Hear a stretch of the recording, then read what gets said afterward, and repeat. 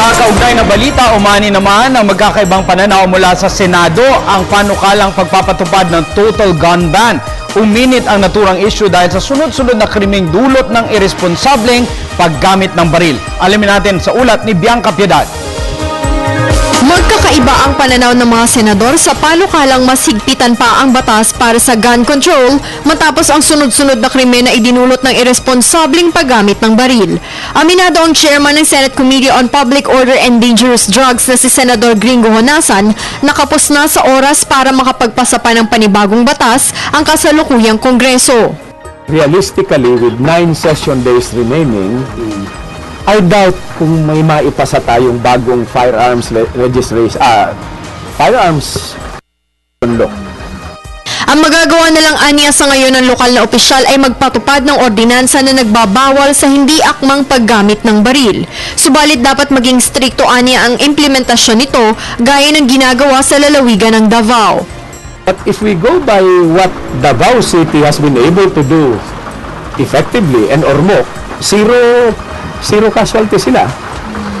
And the experience of other countries like Hong Kong and China, where this tradition came from, not only for New Year, but for celebrating special occasions and driving away the evil spirits, abay sila nakaka-regulate.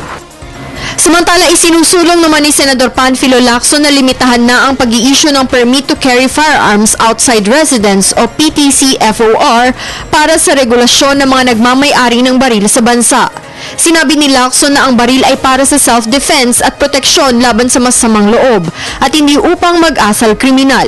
Sa impormasyon naman ni Honasan, halos pantay na ang bilang ng mga rehistrado at hindi rehistradong baril sa buong bansa na ayon si Senador ay nakakaalarma. According to the latest PNP reports, the number of registered and unregistered firearms are almost the same. 600,000 to 800,000. Ayon kay Honasan, matagal na sana naipasa ang mas mahigpit na batas para sa gun control kung hindi natabunan ng ibang priority bills.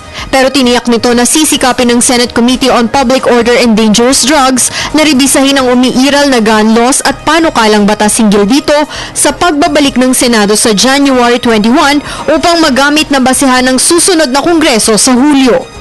Para sa Telebisyon ng Bayan, Bianca Piedad.